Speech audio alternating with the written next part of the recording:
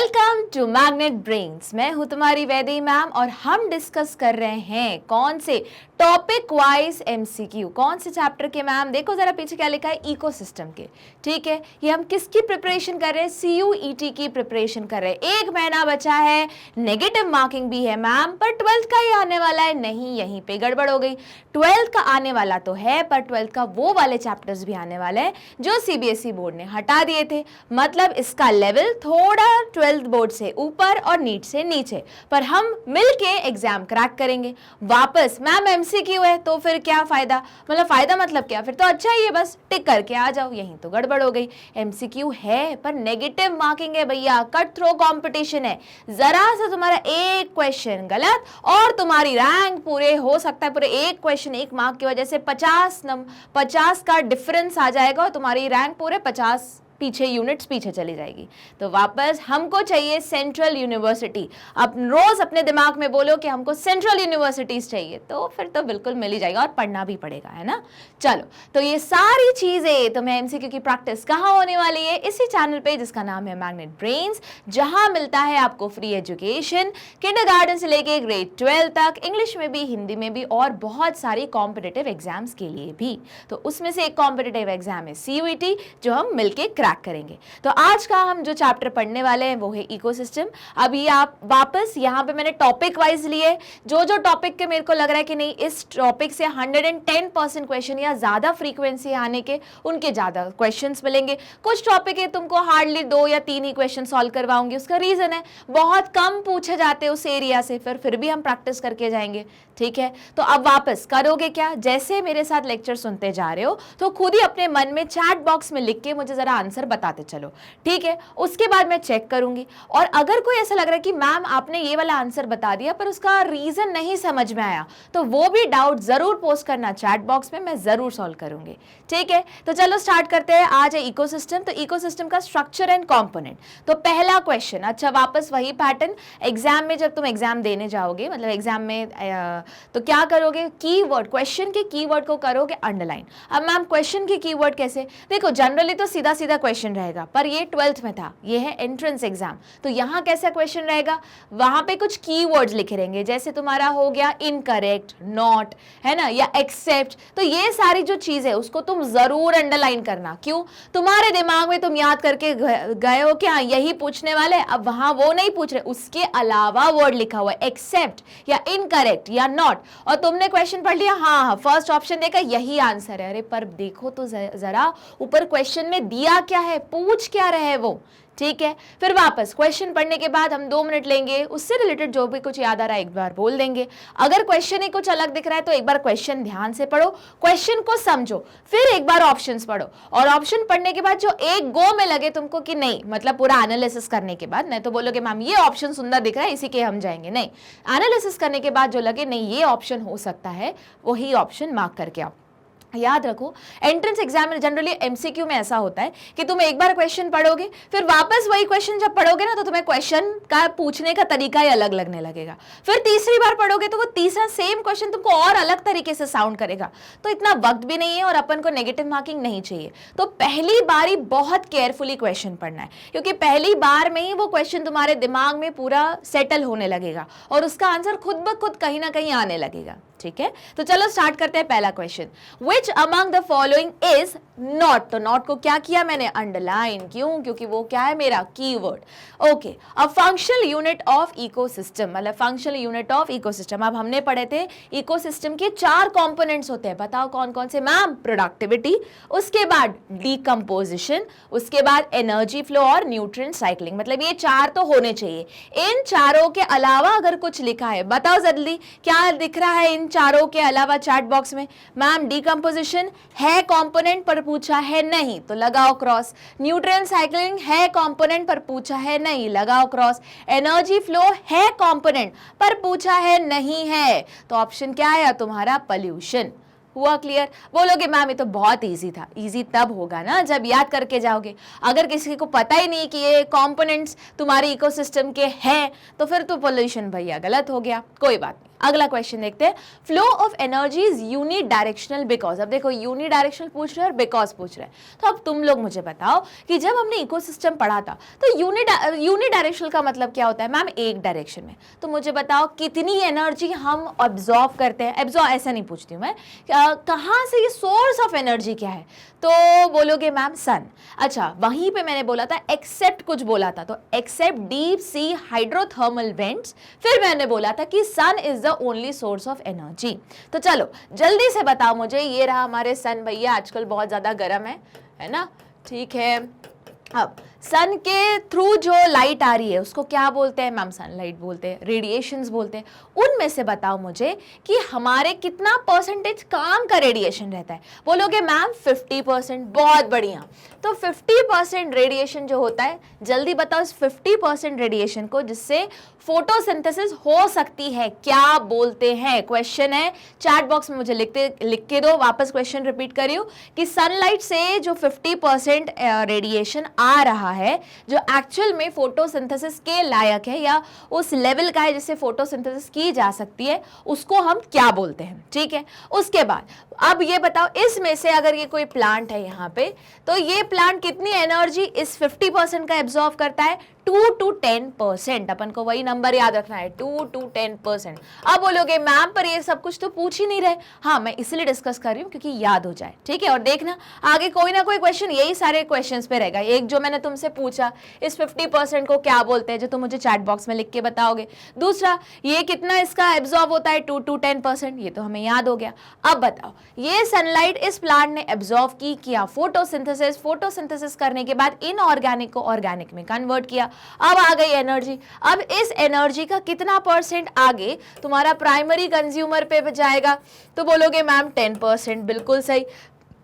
Primary consumer अपना कितना percentage अगले सेकेंडरी कंज्यूमर को देगा, अगेन 10%। अब सेकेंडरी कंज्यूमर टर्शरी कंज्यूमर के पास ये सेकेंडरी कंज्यूमर का कितना परसेंटेज जाएगा, अगेन 10%। अब मुझे बताओ जब ये टर्शरी कंज्यूमर मर गया, डीकंपोज हो गया, तो कहाँ गई वो एनर्जी, कहाँ गई, तो बोलोगे मैम वो तो सॉइल में चली गई ना वापस, हाँ सॉइल में चली गई। क्या वो वापस सन के पास जा रही है, नहीं, वो तो सिर्फ वन डायरेक्शन है, सन से हम लेते हैं और यहीं के यहीं रोटेट करवाते रहते हैं।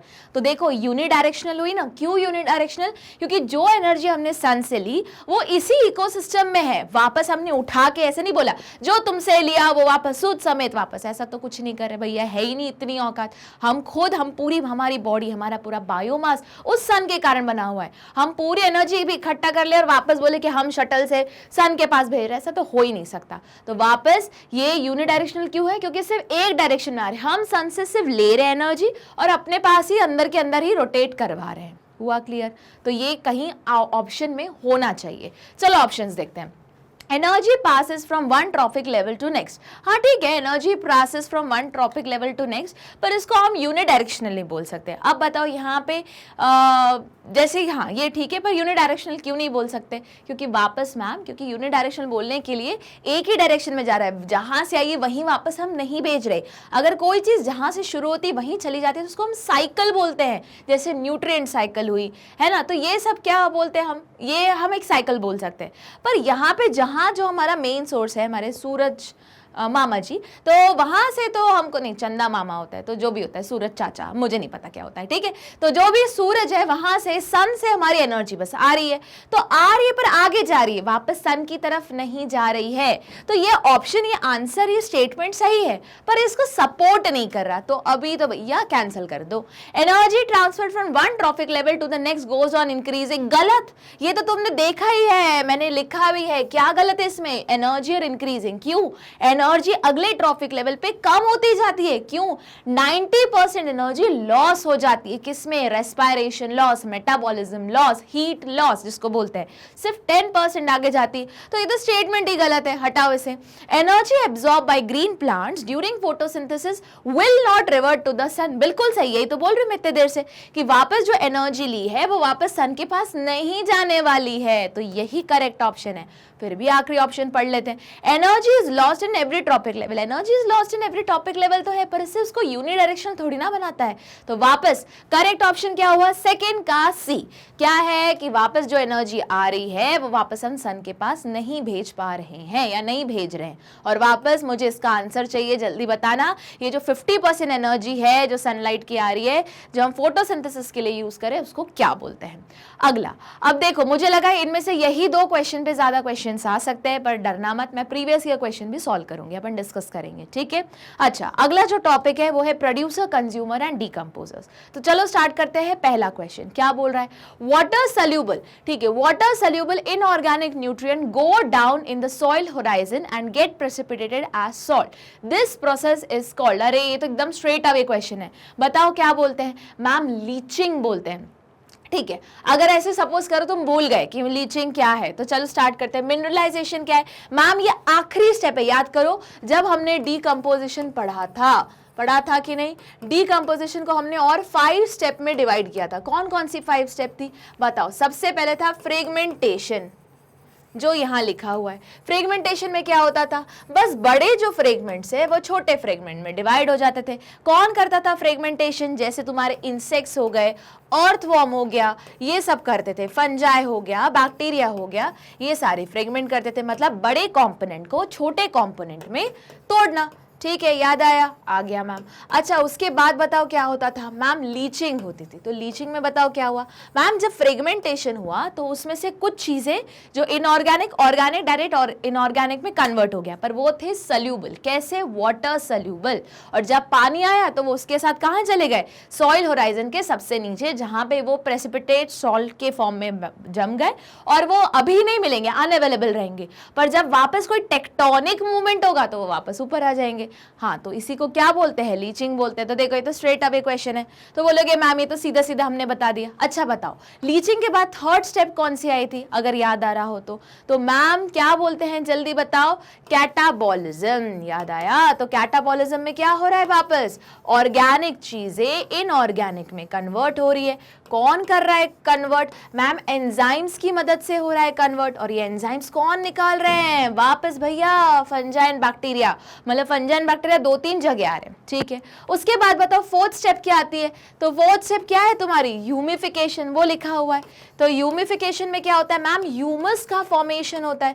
और जल्दी बताओ ह्यूमस क्या है मैम, ये न्यूट्रिएंट में रिच है, ब्लैक कलर का कोलॉइडल सब्सटेंस है, जो किसके जिसका डिग्रेडेशन, बैक्टीरियल डिग्रेडेशन से वो रेजिस्टेंट है और बहुत स्लो, वेरी स्लो डिग्रेड होता है। बिल्कुल सही। अच्छा, अब बताओ ह्यूमिफिकेशन के बाद क्या आता है मैम, आखिरी में आता है मिनरलाइजेशन, जिसमें ऑर्गेनिक इनऑर्गेनिक में कन्वर्ट हो जाते हैं, अपने मिनरल फॉर्म में कन्वर्ट हो जाते हैं और वहीं सॉइल में ही रहते हैं। याद आया कुछ। और इसमें से वो कौन सा पूछ रहे हैं, सेकेंड वाला ऑप्शन पूछ रहे हैं, मतलब लीचिंग के बारे में पूछ रहे हैं, तो स्ट्रेट अवे क्वेश्चन हुआ। देखो इसी तरीके से अभी तुम क्या करोगे, अब बोलोगे मैम पर ये तो स्ट्रेट अवे लीचिंग हमको याद आ गया, फिर हमको ये सब कुछ रिपीट करने की क्या जरूरत है। इसलिए रिपीट करने की जरूरत है क्योंकि तुम्हारी दिमाग मेमोरी क्या है अभी, शॉर्ट टर्म। बोलोगे मैम गजनी, नहीं गजनी नहीं बोल रही हूँ, बस आज जो तुमने पढ़ा ना वो आज रात तक ही याद रहेगा। अगर तुमने कल सुबह उठ के उसको वापस रिवाइज कर लिया तो वो शॉर्ट टर्म मेमोरी किस में कन्वर्ट हो जाएगी, लॉन्ग टर्म मेमोरी में। इसीलिए गजनी इफेक्ट नहीं बोल सकती, मतलब कहने को गजनी इफेक्ट 15 मिनट्स का था, हमारी बॉडी में, हमारी ब्रेन में गजनी इफेक्ट अराउंड 1 दिन का रहता है। 1 दिन आज जो भी मैं कर रही हूँ सब मेरे को रात में याद रहेगा, फिर जब मैं रात को सो जाऊंगी तो उसमें काम की चीज हट जाएंगी, काम की चीज रह जाएंगी और फालतू की चीजें हट जाएंगी। तो जब जिसके पहले वो काम की चीजें हट जाए, ये काम की चीज है ना, तुम उसको लॉन्ग टर्म मेमोरी में वापस रिवाइज कर लो। इसलिए अगर कोई भी कॉम्पिटिटिव एग्जाम निकालनी तो उसका की फीचर ये होता है रिवाइज रिवाइज रिवाइज। आज जो पढ़ा आज शाम को याद कर लिया, कल सुबह उठ के सबसे पहले वही रिवाइज किया, फिर नया पढ़ो, फिर शाम को पुराना वाला और नया वाला रिवाइज करो, फिर अगले दिन वापस जब शाम को मतलब शाम आओगे या रात को रिवाइज करके सो, या अगली सुबह ये वाला रिवाइज करो, उसके पहले वाला और उसके पहले वाला। बोलोगे मैम ऐसे तो हम रिवाइज करते रह जाएंगे, नया कुछ याद नहीं होगा, बस रिविजन का स्पीड बढ़ जाएगा। या ये तरीका है, बोलते बोलते रिवाइज करते चलो। तो अभी ज्यादा बेटर तो मैम यही लग रहा है, तो यही करो, जो तुमको ज्यादा कन्वीनियंट लग रहा है वो वाली मेथड यूज करो, ठीक है। चलो आगे बढ़ते हैं, क्वेश्चन नंबर 2 पे बढ़ते हैं। तो वापस क्या करेंगे, कीवर्ड को करेंगे underline. The process of mineralization by micro organism help in the release of, अब ये तो पता ही है मिनरलाइजेशन करता क्या है, अरे इनऑर्गेनिक चीजों को निकालता है, किससे, उसकी पहली वाली स्टेप से, जिसका नाम क्या है, ह्यूमस। क्योंकि ह्यूमस कैसे डिग्रेड होता है, क्या होता है, पर बहुत slow, extreme slow degradation process है ना, और रेजिस्टेंट टू बैक्टीरिया है, पर धीरे धीरे टाइम के साथ इसी ह्यूमस में जो बेसिकली ऑर्गेनिक मैटर है वो किसमें कन्वर्ट हो जाता है, इनऑर्गेनिक न्यूट्रिएंट में। तो वही पूछा उन्होंने कि बताओ मिनरलाइजेशन में होता क्या है, तो बोलोगे इनऑर्गेनिक न्यूट्रिएंट कहां से एक्सट्रैक्ट हो रहा है, उसकी पहली वाली स्टेप से। पहली वाली स्टेप्स में क्या बनाता, ह्यूमस बनाता, ह्यूमिफिकेशन में। देखो आया काम का, जो तुमने रिवाइज किया, देखो वही सारा नॉलेज वापस अप्लाई हो रहा है। चलो अब बोलो मैम हम सेकेंड ऑप्शन एक बार पढ़ के तो देख ले, देखो ना, both organic and inorganic nutrient from detritus. नहीं भैया, क्यों नहीं, बताओ मुझे इसमें गलत क्या है इस लाइन में। मैम सबसे पहली बात तो ऑर्गेनिक गलत है, करेक्ट, क्योंकि इनऑर्गेनिक ही निकलता है। और डेट्राइटस गलत है, क्यों डेट्राइटस गलत है, क्योंकि मैम स्टेप 1 में ही डेट्राइटस होता है, जो फ्रेगमेंटेशन प्रोसेस है। देखो याद आया, तो फ्रेगमेंटेशन में क्या होता है, बड़े पार्टिकल छोटे में डिवाइड होते हैं, पर बड़े पार्टिकल किसके, जितने भी डेड प्लांट्स एंड एनिमल्स के रिमेन्स है उसके, तो उसको हम क्या बोलते हैं, डेट्राइटस। और जो इसका डिग्रेडेशन या फ्रेगमेंटेशन करते हैं उनको क्या बोलते हैं, डेट्रिटिवोर्स, जिसमें कौन आता है, तुम्हारा अर्थवर्म आते हैं, कुछ फंजाई आते हैं, कुछ बैक्टीरिया आता है। इसी को हम और क्या बोल सकते हैं, सैप्रोफिटिक। देखो अगर हमने डेट्राइटस को ऐसे रिकॉल कर लिया, अगर यही क्वेश्चन रहा पर ऑप्शन में जो मतलब मैंने ऐसे डिस्कस किया, वही ऑप्शन में अगर सैप्रोफाइट्स आ गए तो तुम्हारा क्वेश्चन सॉल्व हो जाएगा, इसीलिए रिवाइज करो, ठीक है। चलो अगला, मतलब मैम इसमें ऑर्गेनिक गलत है और डेट्राइटस गलत है, करेक्ट। अब देखो organic nutrient from humus, organic word गलत है, इनऑर्गेनिक होना चाहिए, तो ये भी रॉन्ग। चलो आखिरी देख लेते हैं, inorganic nutrient from detritus and formation of humus. नहीं बाबा, फॉर्मेशन ह्यूमस तो ह्यूमिफिकेशन बोल रहे हैं, और वो पूछ क्या रहे हैं, मिनरलाइजेशन। और इनऑर्गेनिक न्यूट्रिएंट फ्रॉम डेट्राइटस तो फ्रेगमेंटेशन हुआ ना, तो ये कैसे हो गया, तो ये भी गलत। तो तुम्हारा ऑप्शन क्या आया, ए, इनऑर्गेनिक न्यूट्रिएंट फ्रॉम ह्यूमस। चलो अगले क्वेश्चन पे मूव करते हैं, complete the given analogy. Analogy मतलब जनरली ऐसे होते हैं कि कुछ रिलेशन बताते हैं और अगला रिलेशन पुराने वाले रिलेशन के जैसे, मतलब ऐसे समझो कि पेन है तो कॉपी है, ठीक है, तो बताओ शर्ट है तो क्या है, तो बोलोगे मैं अगर पेन है कॉपी है तो शर्ट है तो पैंट होगा, तो इसको बोलते हैं एनालॉजी, मतलब रिलेशनशिप। पर ऐसा नहीं पूछेंगे कि पेन है तो कॉपी है तो शर्ट है तो पैंट है, अब उसी को वो बायो में लॉजिकली पूछेंगे। तो चलो स्टार्ट करते हैं। हायर रेट ऑफ डिकम्पोजिशन, मतलब हायर रेट ऑफ डिकम्पोजिशन कब होता है, जब detritus is rich in nitrogen, ठीक है, मतलब हायर रेट, तो डेट्राइटस रिच इन नाइट्रोजन। और भी कुछ बोला था कि detritus rich in nitrogen and, जो मैं तो तुमको पढ़ाया था याद करो, मैंने बोला था शुगर होना चाहिए, ठीक है, ऑर्गेनिक सल्यूबल कंपोनेंट्स, जिसको शुगर भी बोला था, लिखा था, ठीक है मैम। मतलब अगर नेक्स्ट टाइम यहाँ पे रिच इन नाइट्रोजन की जगह पे क्वेश्चन में लिखा रहे और soluble organic substance like sugar, तो वो भी सही है। अच्छा, फिर वो बोल रहे बताओ slower the rate of decomposition, slower rate of decomposition रहेगा जब, अब बताओ कब, डेट्राइटस रिच इन क्या। अभी मैंने बोला, चलो अभी मेरे को अगर तुम्हें स्ट्रेट आंसर याद है तो बहुत बढ़िया। सपोज करो हमें अब यहाँ पे क्या करना है, बोलोगे मैम पर यहाँ पे तो 5 ऑप्शन दिए, हाँ तो ये क्वेश्चन कंप्लीट थोड़ी ना है, जरा देखो पूरा क्वेश्चन क्या है। अब तुम्हें कॉम्बिनेशन है ना, मल्टीपल चॉइस क्वेश्चन, मतलब बहुत सारे ऑप्शन है, उसका चॉइस करना है तुमको। तो चलो स्टार्ट करते हैं। सबसे पहले नाइट्रोजन तो है, अच्छा हायर रेट नाइट्रोजन है, और साथ में मैंने अभी क्या बोला, और soluble organic compounds like sugar. तो शुगर अगर तुम्हारे ऑप्शन में है वो तो यहाँ पे नहीं होना चाहिए, तो ये लिखा है शुगर, तो उसको क्रॉस मारा। मतलब तुम्हारे जितने भी एमसीक्यू हैं, मतलब जो तुम्हारे 4 ऑप्शन दिए उसमें ऑप्शन नंबर 1 नहीं होना चाहिए। चलो देख लेते हैं, यहाँ पे लिखा है ऑप्शन नंबर 1, कैंसिल कर दो, क्योंकि ऑप्शन नंबर 1 जो शुगर है वो तो हायर रेट ऑफ डिकम्पोजिशन के लिए रिस्पॉन्सिबल है, तो 1 तो क्रॉस हो गया। उसके बाद अब यहाँ बताओ मैम, यहाँ भी 1 है तो इसको भी क्रॉस कर दो, हो गया। केबीसी वाला कौन बनेगा करोड़पति वाला, 50-50 हो गया। देखो ऑटोमेटिकली तुमने क्या किया, इसी को क्या बोलते हैं हम, डिडक्शन मेथड। बहुत बार ऐसा भी होगा कि तुम कोई टॉपिक सपोज करो तुमसे मिस आउट हो गया, ऐसा होगा नहीं, सपोज करवा रही हूँ, है ना, या फिर पहली बार ही एग्जाम में वो क्वेश्चन आया जो बुक में नहीं था, कोई out of the box question था, बट उसको सॉल्व करने का तरीका तुमको कहां से मिलेगा, यही क्या बोलते हैं इसको, डिडक्शन मेथड। आधे ऑप्शंस हटा दो, और हटाओगे कैसे, बहुत दिमाग का यूज करके, और फिर जो 2 बचेंगे फिर उसमें से तुम द बेस्ट चूज करोगे, ठीक है। चलो, पर हमेशा ये डिडक्शन मेथड नहीं लगानी, अगर डिडक्शन मेथड लगेगी भी उसके लिए भी थोड़ा बहुत कुछ तो पढ़ा हुआ होना चाहिए, और अगर तुमको टॉप यूनिवर्सिटी चाहिए तो तुम्हें थोड़ा बहुत नहीं बहुत सारा पढ़ना पड़ेगा, ठीक है। पास करना मोटो नहीं है एग्जाम, हमें अच्छी रैंक चाहिए, समझो बात को। एक होता है सिर्फ एग्जाम पास करना और एक होता है अच्छी रैंक के साथ वो कॉलेज अचीव करना, 2 में बहुत अंतर है।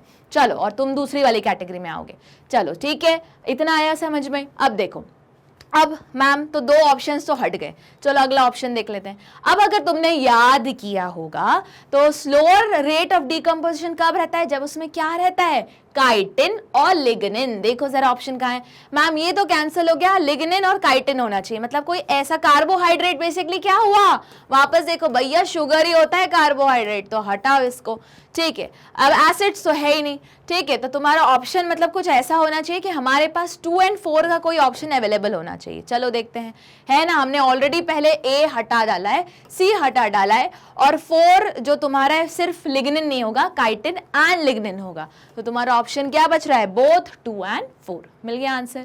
आगे मूव करें, चलो आगे मूव करते हैं। तो question number 4, among the following where do you think the process of decomposition would be fastest. लो अभी पढ़ा, अच्छा मैम जहां पे क्या रहता है सबसे, अच्छा जो तुमने याद किया पहले वो बोलते हैं, फिर ऑप्शंस देखेंगे, ठीक है। तो मैम डिकम्पोजिशन का रेट ज्यादा तब होगा, डिकम्पोजिशन का रेट कब ज्यादा होगा, देखो जरा, decomposition rate is faster when, पहला पॉइंट, जब वो जो है वो नाइट्रोजन में रिच होगा एंड सोल्यूबल शुगर्स में रिच होगा। Soluble organic molecule like sugar में क्या रहेगा, रिच रहेगा, ठीक है। अब दूसरा क्या होता है मैम, जहां पे ज्यादा टेम्परेचर होता है, इसी टेम्परेचर से मैंने बताया था कि अगर तुम गर्मियों में देखो तो डिकम्पोजिशन फास्ट हो जाता है। मतलब कैसे, अभी तुम कुछ बनाओ, खाना बना के रखो और बाहर ही छोड़ दो, फ्रिज में मत रखो, देखो सुबह तक वो खराब हो जाएगा, पर यही चीज तुम ठंड में करो, किया ही होगा, तो वो चीज खराब नहीं होती। तो ये किसका एग्जाम्पल है कि अगर हाई टेम्परेचर रहा तो डिकम्पोजिशन क्या रहेगा, ज्यादा रहेगा, कम टेम्परेचर रहा तो डिकम्पोजिशन क्या रहेगा, कम रहेगा। सीधा सा लॉजिक है ना, जब तुम ठंडी एरिया में जाते हो हर चीज जम जाती है, पर वही गर्म में जाते हैं, जम क्यों जाते हैं, क्योंकि जैसे ही टेम्परेचर ज्यादा हुआ ये मेटाबॉलिक एक्शन किसका, डिकम्पोजर्स का स्लो डाउन हो जाता है, तो वो बॉडी सड़ती नहीं है, जम जाती है, फ्रीज हो जाती है, ठीक है।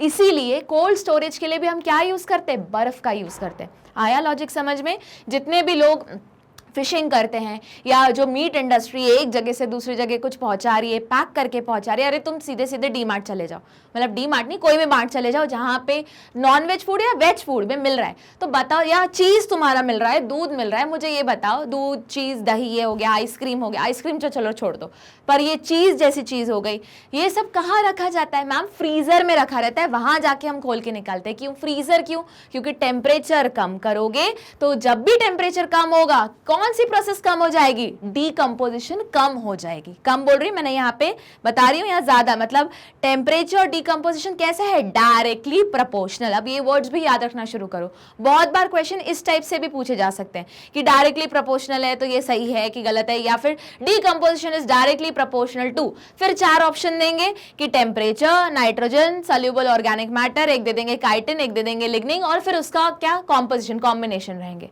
आई बात समझ में। अब देखो, तो इतना आया समझ में। तो मैं क्या बोल रही थी कि जैसे ही तुम गर्मियों में जाए, जैसे अभी गर्मियों में तो कोई भी चीज सड़ जाती है बहुत जल्दी, मतलब ज्यादा टेम्परेचर डिकम्पोजिशन का रेट फास्टर कर देता है।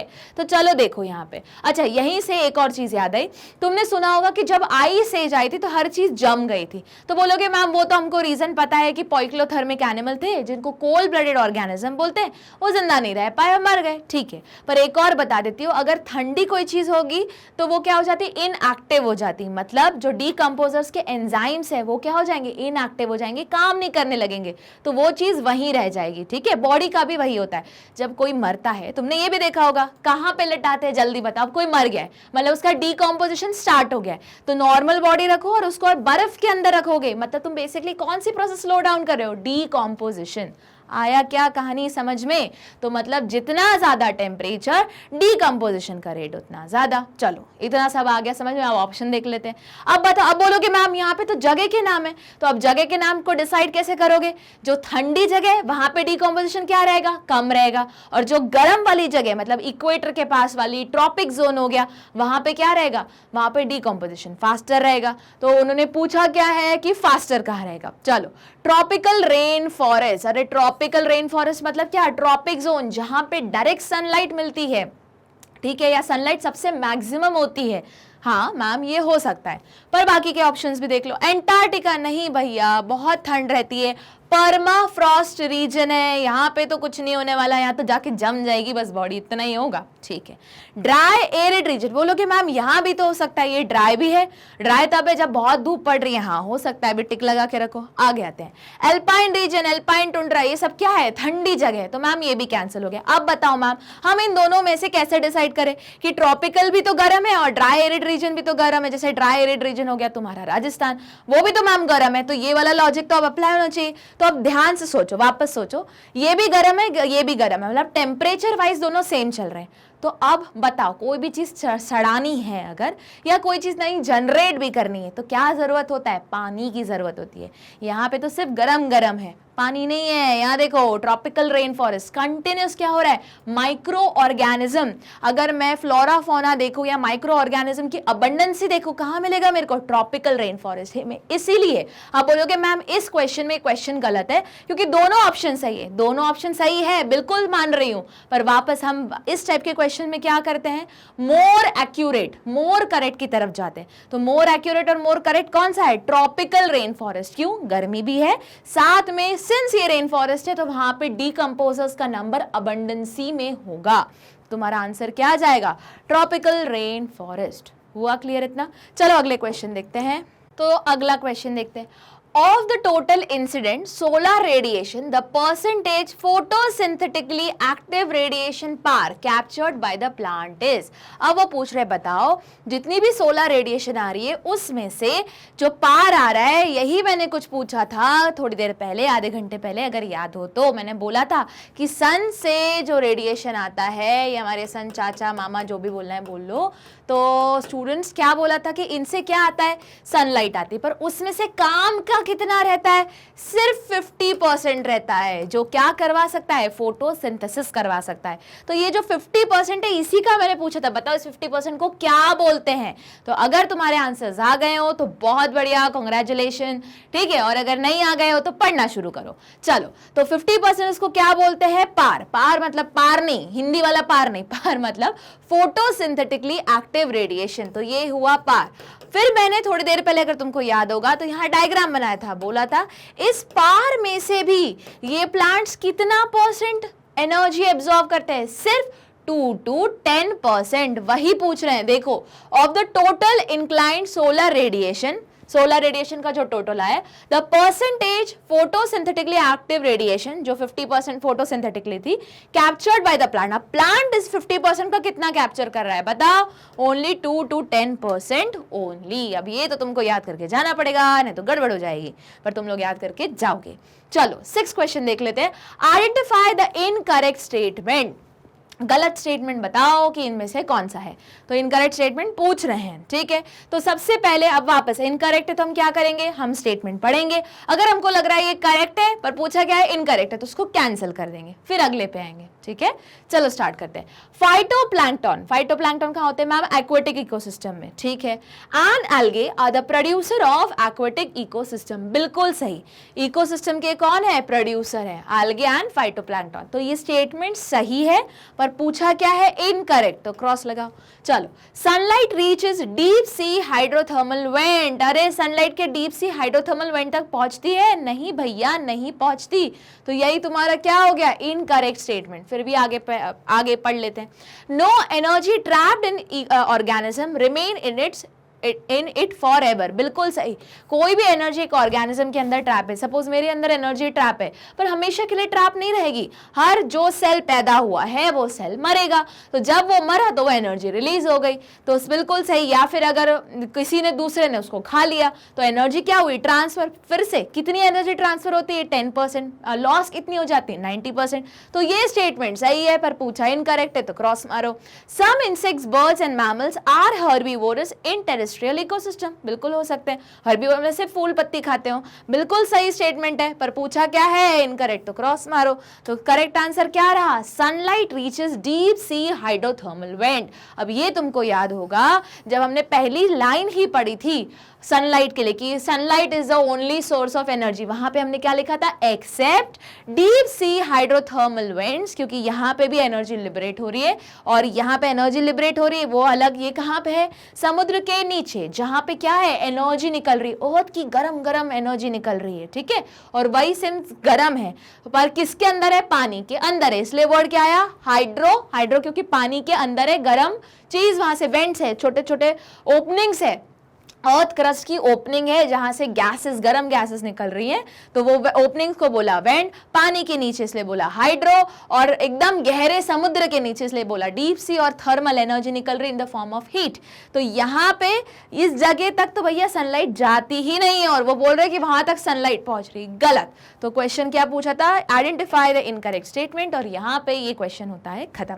चलो क्वेश्चन नंबर 7 पे आते हैं। Dash percentage of energy is transfer to each trophic level from the lower trophic level. ये तो हम याद करके आए, बताओ कितना, 10%। तो मैम इसमें कुछ नया नहीं है, पर अगर इसी क्वेश्चन को उन्होंने न्यूमेरिकल फॉर्म में दे दिया तो बताओ कैसे सॉल्व करेंगे। अगर उन्होंने लिखा, सपोज करो यही क्वेश्चन है, उन्होंने लिखा कि जो वापस 10,000 जूल्स है तुम्हारी एनर्जी है प्रोड्यूसर लेवल पे, ठीक है। फिर वो पूछ रहे हैं कि लेवल पे तुम्हारी 10,000 जूल एनर्जी प्रेजेंट है। अब वो पूछ रहे इसी को चेंज करके कि बताओ कि सेकेंडरी कंज्यूमर लेवल पे हाउ मच एनर्जी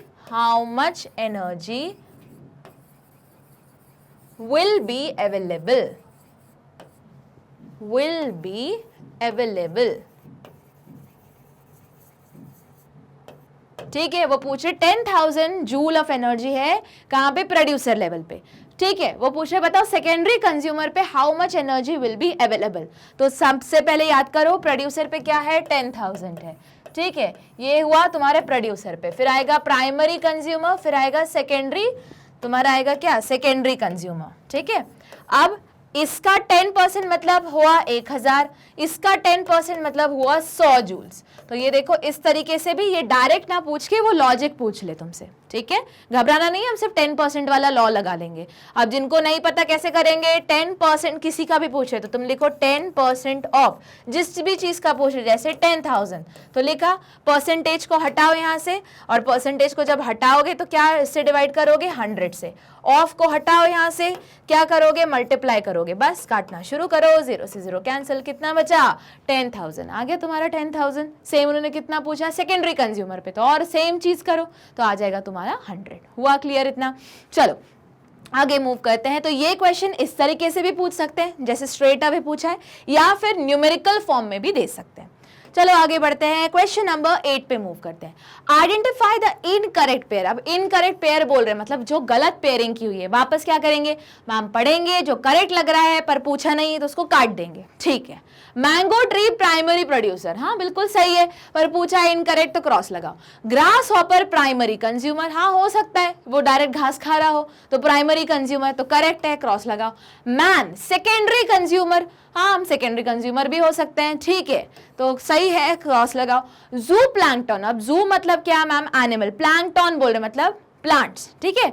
अब वो क्या है मैम, वो प्रोड्यूसर वाली कैटेगरी में है, ठीक है। ओ सॉरी, प्रोड्यूसर वाली कैटेगरी में नहीं, वो कंज्यूमर वाली, पर प्राइमरी कंज्यूमर। तो सबसे पहले जो तुम्हारे फाइटोप्लैंक्टन्स थे वो थे तुम्हारे कौन से, वो थे प्राइमरी प्रोड्यूसर सी में। अभी थोड़ी देर पहले क्वेश्चन आया था ना algae, उसके बाद इनको खाने वाले कौन हो गए, प्राइमरी कंज्यूमर, जो कौन है, जू प्लैंक्टन। जू प्लैंक्टन को खाने वाले सेकेंडरी कंज्यूमर कौन रहेंगी, फिशेज रहेंगी। और यहाँ क्या लिखा है, सेकेंडरी कंज्यूमर, तो कौन सा वर्ड गलत है, सेकेंडरी, क्या होना चाहिए था यहाँ पे, प्राइमरी।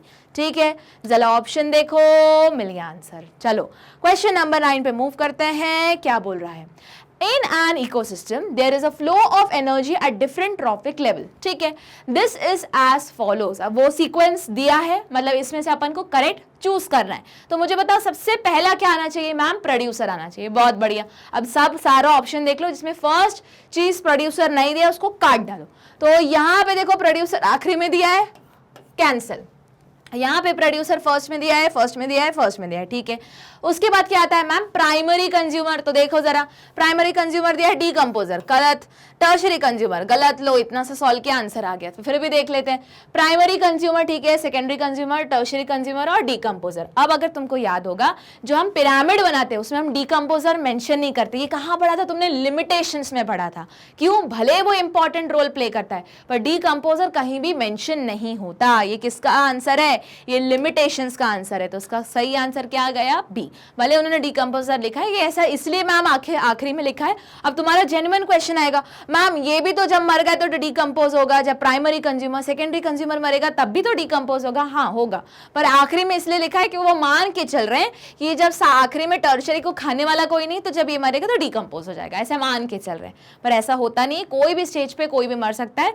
देखो वापस मैंने बताया कि सपोज करो शेर ने हिरण को मार दिया, या ऐसे सिंपल तुम जाके नॉन वेजिटेरियन, तुम सपोज नॉन वेजिटेरियन, तुम चिकन खा रहे हो, तो चिकन में भी हर चीज तो एडिबल नहीं है। कुछ चीज तुमने फेंक दी, तो फेंक के वो गई कहाँ, वहां भी तो डिकम्पोजिशन ही हुआ ना। या सिंपल सी चीज तुम समझ लो गोभी खा रहे हो, तो गोभी का ऊपर वाली चीज निकाली, नीचे वाली चीज तुमने हटा दिया। बोलोगे मैम हम फेंक देते हैं, हम तो उसका बायोगैस बनाते हैं। अरे तो बायोगैस रिजल्ट किसका है, डिकम्पोजिशन ही का तो रिजल्ट है।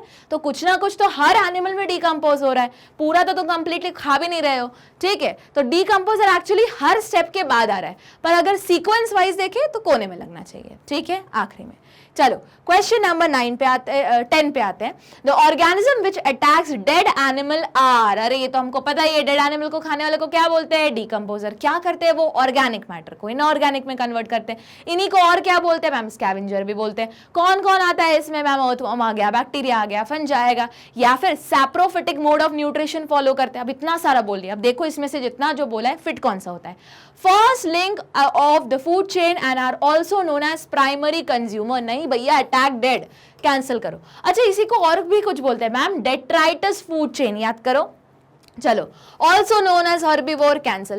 Considers as primary producer of an ecosystem, नहीं, decomposer and act at the end of the food chain, बिल्कुल सही, स्ट्रेट अवे क्वेश्चन था। पर इसी को अगर मैं चेंज कर दूं और लिख दूं कि are the first step in detritus food chain, तो देखो ये स्टेटमेंट भी सही है, यही क्वेश्चन चलने दो।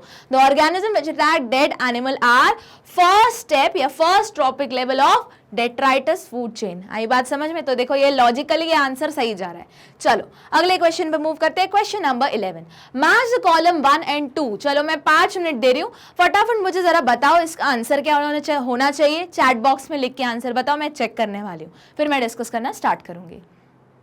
तो देखो अब यहाँ पे बोलोगे मैम ये तो बहुत ईजी था, प्रोड्यूसर्स कौन है मैम, प्लांट्स ही होंगे, ग्रीन प्लांट, मतलब 1 का तो बी ऑप्शन ही होना चाहिए।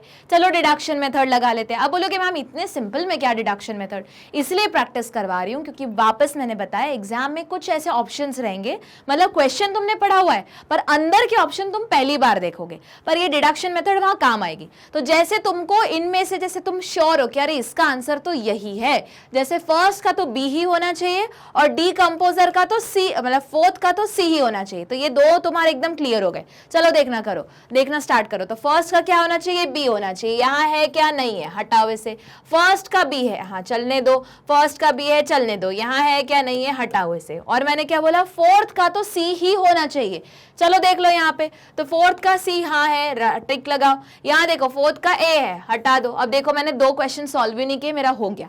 कितना कम टाइम लगता है डिडक्शन मेथड से सॉल्व करने के लिए, ठीक है। तो करेक्ट आंसर क्या है तुम्हारा, अब देख लो। एक हुआ बी प्रोड्यूसर, 2 जो है प्राइमरी कंज्यूमर उसका हुआ हर्बीवोर, सेकेंडरी कंज्यूमर का हुआ तुम्हारा कार्निवोर और डीकंपोजर का हुआ सैप्रोफाइट। अब इतने सिंपल क्वेश्चन नहीं आएंगे, पर ये क्वेश्चन मैंने इसलिए दिया है ताकि तुम्हारी डिडक्शन मेथड प्रैक्टिस हो। सिर्फ तुम्हें 2 ऑप्शन देखने और वहां मैच करना स्टार्ट करना है, ठीक है। चलो अगले क्वेश्चन पे मूव करते हैं।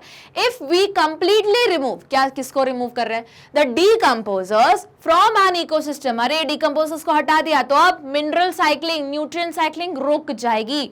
ऑर्गेनिक वेस्ट वैसे ही पड़ा रहेगा, इनऑर्गेनिक में कभी कन्वर्ट नहीं होगा। The ecosystem function will be adversely effect because, start करें, चलो, मोर CO2 अवेलेबल फॉर प्रोड्यूसर, नहीं ऐसा बोल नहीं सकते। Rate decomposition of other component will be very high, high कैसे? डीकंपोजर को ही हटा रहे हो, हटाओ इसे। उसके बाद herbivore will not receive solar energy, हटाओ। Movement of nutrient will be block, बिल्कुल सही भैया। डीकंपोजर्स क्या कर रहे हैं? न्यूट्रिएंट साइक्लिंग, फिर मिनरल साइकिल को क्या कर रहे हैं? प्रॉपर्ली मेंटेन कर रहे हैं। तो देखो हर्बीवोर सोलर एनर्जी डीकंपोज करो, कोई रेट नहीं। डीकंपोजिशन तो तब होगा ना, अब हाई भी बोल रहे हो, कब होगा? जब डीकंपोजर्स रहेंगे। तुम डीकंपोजर्स को ही हटा रहे हो तो काहे का हाई, काहे का लो, रेट ऑफ डीकंपोजिशन ही नहीं होने वाला है। तो न्यूट्रिएंट साइक्लिंग मतलब ऑर्गेनिक से इनऑर्गेनिक का कन्वर्जन नहीं होगा। अब जब ये कन्वर्जन नहीं होगा तो जो तुम्हारा मतलब जो साइकिल मेंटेन हो रहा है, वापस सॉइल में वापस तुम्हारा क्या न्यूट्रिएंट जाएगा नहीं, सॉइल में नहीं जाएगा तो प्लांट्स क्या एब्जॉर्ब करेगा? प्लांट्स ही नहीं जब उगेगा तो प्रोड्यूसर क्या बनाएगा? प्रोड्यूसर ही नहीं कुछ करेगा तो उसको है ही नहीं, अब कार्निवोर या फिर कंज्यूमर क्या खाएगा? और ऐसे तो पूरी तुम्हारी साइकिल ही रुक जाएगी। इसीलिए ये लिमिटेशन था कि डीकंपोजर बहुत वाइटल रोल प्ले करते हैं, बट तुम्हारे जो पिरामिड है उसमें मेंशन ही नहीं किया है। चलो question number 13, pyramid of number is, अब ये तो तुमको एज इट इज याद रखना पड़ेगा, हमेशा कैसे रहता है? अपराइट एंड इन्वर्टेड, ठीक है। चलो आगे मूव करें। Which of the following ecological pyramid is generally inverted? देखो मैंने बोला था सारे के सारे क्या है तुम्हारे ऐसे है, सारे तुम पिरामिड, तुम नंबर वाला देख लो, एनर्जी वाला देख लो, बायोमास वाला देख लो, पर एक्सेप्ट एक उल्टा मिलेगा, कुछ इस तरीके से इन्वर्टेड मिलेगा। कौन सा? बायोमास वाला ही, पर कौन सा वाला? जल्दी बताओ। सी वाला, एक्वेटिक वाला, जहां पे फाइटोप्लैंक्टन का नंबर कम है और उनको खाने वाले, मतलब फाइटोप्लैंक्टन मतलब कौन? प्राइमरी प्रोड्यूसर है ना, प्राइमरी प्रोड्यूसर। ये कौन है? सारे के सारे प्राइमरी प्रोड्यूसर है, पर उनको खाने वाले जो कौन है?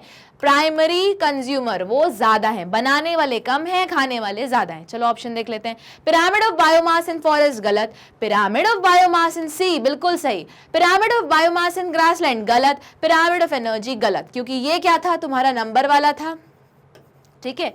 ये था तुम्हारा एनर्जी वाला, ये था तुम्हारा बायोमास वाला, बट टेरेस्ट्रियल मतलब लैंड वाला बायोमास, और ये क्या था? सी वाला। तो सी ही ऑप्शन है।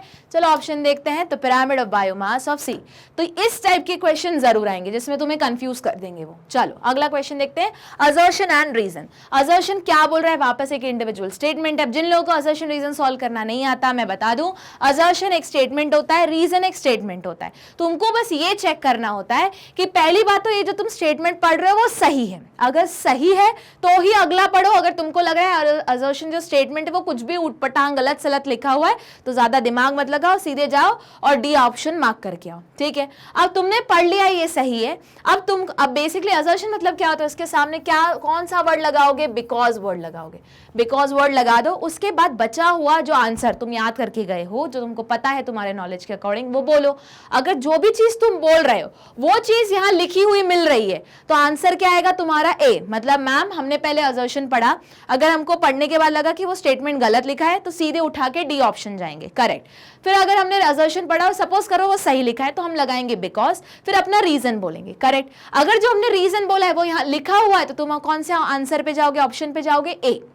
अगर हमने जो बोला है वो यहाँ पे लिखा हुआ नहीं, कुछ और लिखा है, पर जो दूसरा स्टेटमेंट लिखा है वो इंडिविजुअली सही लग रहा है तो कौन से ऑप्शन पे जाओगे? बी। पर पढ़ने के बाद लगा कि ये कुछ भी उटपटांग लिखा हुआ है तो कौन सा ऑप्शन आएगा? सी, जहां पे सिर्फ ऊपर का स्टेटमेंट सही है, नीचे का गलत है। तो यही तरीका अप्लाई करते हैं और स्टार्ट करते हैं। Pyramid of biomass of sea is always inverted, बिल्कुल सही, बिकॉज। अब बताओ मुझे, तो मैम ये तो स्टेटमेंट सही है तो ये वाला ऑप्शन तो कैंसिल हो गया, ठीक है। अब बोल दो आगे बिकॉज के आगे क्या आना चाहिए? मैम क्योंकि अभी थोड़ी देर पहले पढ़ा, जो पिरामिड ऑफ बायोमास इन सी है उसमें क्या होता है?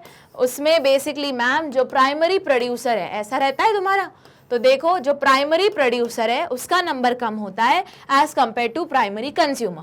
प्राइमरी प्रोड्यूसर होते हैं तुम्हारे एल्गी और फोटोप्लैंक्टन, और जो तुम्हारे प्राइमरी कंज्यूमर्स होते हैं जूप्लैंक्टन। तो जूप्लैंक्टन का नंबर ज्यादा है, प्राइमरी प्रोड्यूसर का नंबर कम है। तो ये जो भी हमने अभी बोला वो कहाँ लिखा होना चाहिए, रीजन में लिखा हुआ मिलना चाहिए। तो देखो biomass of producer in sea, अच्छा biomass of producer in sea exceed the biomass of consumer. नहीं भैया ये पूरा उल्टा लिखा है, स्टेटमेंट ही गड़बड़ है। मैं बोल रही हूं कि प्रोड्यूसर का नंबर कम होना चाहिए, कंज्यूमर का नंबर ज्यादा होना चाहिए, तभी ये उल्टा है, तभी ये इन्वर्टेड है। अब वो बोल रहे नहीं कंज्यूमर का नंबर कम है, प्रोड्यूसर का नंबर ज्यादा है, गलत। तो जब मैंने बिकॉज बोला, जो मैंने स्टेटमेंट बोला वो तो यहाँ लिखा हुआ नहीं है, मतलब ए तो नहीं है, इतना कंफर्म हो गया। पर जब मैंने वो पढ़ा तो वो पढ़ के मेरे को लगा कि ये स्टेटमेंट गलत बोल रहा है। तो आंसर क्या आया तुम्हारा, सी। अब तो तुमको मैच करने की भी जरूरत नहीं कि वो सही रीजन है कि नहीं, क्यों, तुम्हारा आंसर क्या है, सी। ठीक है, चलो अगले क्वेश्चन पे मूव करते हैं। क्वेश्चन नंबर 16, लिमिटेशन लो, 3 लिमिटेशन था, उसमें से कोई एक पूछेंगे।